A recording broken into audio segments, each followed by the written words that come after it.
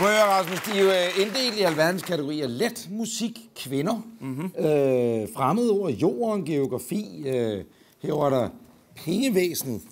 Jeg tror, det er det gamle skattevæsen, man mener med det. Ja. Kan du se det? Skibsfart. Og spørgsmålet er, kunne du tænke dig en... er du god til ord? Staveord? Hvilken kategori kunne du tænke dig? Gør sådan her. Jeg gør sådan her. Jeg tager et radio- og tv-spørgsmål. Ja. Og det lyder... Nej, det har vi haft tidligere i et andet program, så det er dumt. Vi tager den her. Den er ikke dum. Ved Eurovisionens udsendelser klinger almindeligvis en bestemt fanfare. For hvilket musikværk... Du lyder slet ikke som i gamle dage.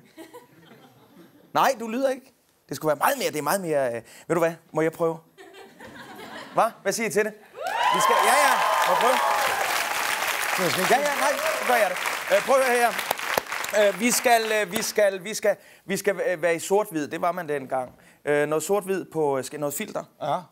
Vi skal være i et andet format. Det her, det er 6-9. Ja, kald det, hvad du ved. Jeg ved det ikke. Jeg ved det ikke. Vi skal over i noget 4-3. Ja. Og musikken, det er ikke bare et band. Det er en kvartet af 4.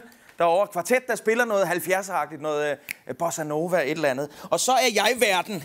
Så skal jeg have en anden jakke på. Sådan der. Pragtfuldt. Ja.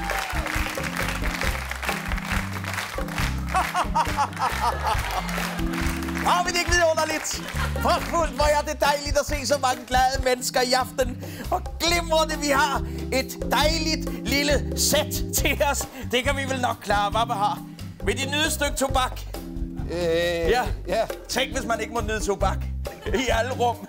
Tænk, hvis det kommer til at ske i fremtiden. Tænk, hvis vores fruer kommer til at gå på arbejde. Og tænk, hvis man ikke må slå sine børn i fremtiden. Nej, sikke en utopi. Værsgo, tak for det. Tak skal du have. Tak. Nå, ja, vi skal i gang, mine damer her, i denne pragtfulde gåde leg. Hvad hedder de, unge mand? Jeg hedder Anders. Lad være med at sige, du hedder ikke Anders. Du hedder Anders. Jeg hedder Anders, skal du sige. Hvad hedder de, unge mand? Jeg hedder Anders. Anders, ja.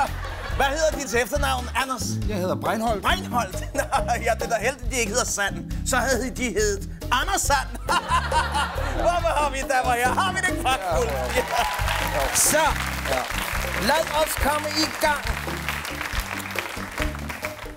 Må jeg stille dem et spørgsmål? Vi skal jo igennem en pragtfuld quiz. Der er mulighed for at vinde 40-20 kroner i rationeringsmærker. Hvad siger de til det? Det vil jeg meget gerne. Det er hovedpræmien. Det vil jeg meget gerne. Lad os komme i gang. Mine damer og herrer, må jeg bede om fuldstændig ro i salen, hvor jeg tror, det er en sal. I gamle dage var det en sal.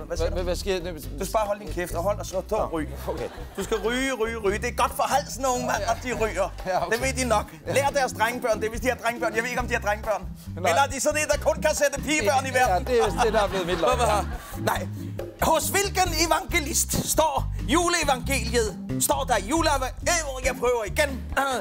Hos hvilken evangelist står juleevangeliet? Men det skete i de dage. Så er det nu bare god tid. Må jeg høre. Jeg vil sige MC Ejner. Nej, det passer ikke. Hos hvilken evangelist står der i juleevangeliet, men der skete i dit dag? Så er det nu bare god tid. Der er 40-20 kroner i rationeringsmærker på højkant, mine damer og herrer. Men jeg har simpelthen ikke forstået spørgsmålet. Nej, men så skal du svare Lukas for helvede. I hvilken evangelist står juleevangeliet, men det skete i dit dag? Bare tag dem god tid. Jeg vil sige Lukas. Lukas, det er fuldstændig rigtigt. Vidunderligt. Du er den perfekte ortolej. Ja. Og det var sådan, vi spillede live med Leifner.